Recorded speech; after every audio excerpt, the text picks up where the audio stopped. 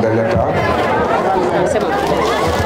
Monsieur le représentant du maire, premier magistrat de la ville, Monsieur ou Madame la représentante du président du conseil départemental, Madame la députée Racky Diallo, en même temps marraine, Messieurs les représentants du président du conseil départemental de Ranérou et sa délégation, Mesdames les organisatrices, les enseignantes,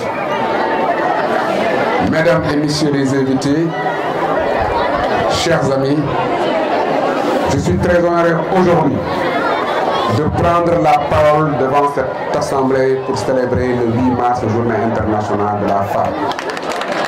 Cette journée est la journée de nos mères. Cette journée est la journée de nos épouses. Cette journée est la journée de nos sœurs. Cette journée est la journée de nos filles. Hommage, hommage, hommage à toutes les femmes du monde et plus particulièrement aux femmes du Sénégal de façon générale. C'est normal qu'une journée soit consacrée aux femmes. Les femmes ont toujours joué un grand rôle dans l'histoire. C'est vrai, la conférencière l'a rappelé, la lutte pour reconnaître les droits de la femme aussi a commencé en 1910, comme elle l'a dit, avec Clara Zetkin.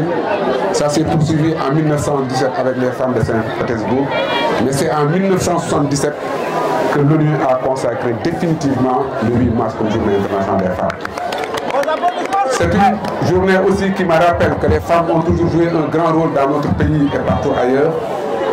Et mes pensées vont effectivement aux dames de Taratender le 7 mars 1820 sous la direction de la brillante Linguère Yatma. Les femmes avaient choisi le sacrifice collectif face à l'humiliation, à la soumission et à l'oppression. Aussi, une brave dame comme Aline Sitoé Diatta qui porte aujourd'hui le nom de la résidence universitaire, ancienne Courel, résistante émérite de la zone du nord de la Casamance, mais aussi dans le domaine religieux, nous sommes dans un pays où 95% sont des musulmans. Mes pensées aussi vont à ces braves dames qui ont enfanté les plus grands guides historiques de notre pays. À Adama Aïchi, maire de Elhadji Fouta Tall, à Mame Diarra Bousso, maire de Sentouba, à Fawa Doumbélé, maire de Seydi Hadji Malick, et tant d'autres. Cela veut dire qu'une dame, que les femmes ont un rôle essentiel dans le développement spirituel et dans le développement économique et social.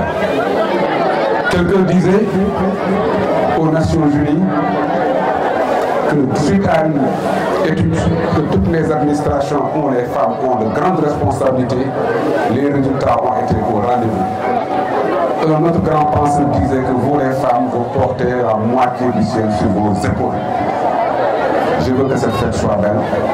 Investir en faveur des femmes, un très bon thème. Aucun pays ne peut se développer sans la participation active et inclusive des femmes. Cela passera, l'IEF l'a dit, Monsieur l'IEF, mes salutations distinguées.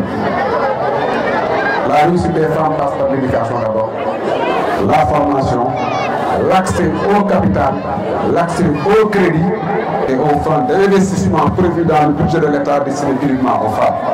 Je parle sous le contrôle du préfet. Rien que dans le budget de 2024, il est prévu plus de 600 milliards de francs CFA uniquement destinés à l'investissement des femmes. 6 milliards 650 millions destiné à l'investissement des femmes. Mais pour cela, pour accéder au financement et au crédit, il faut que les femmes s'organisent. L'organisation fait partie des conditions sine qua non pour accéder à cet investissement.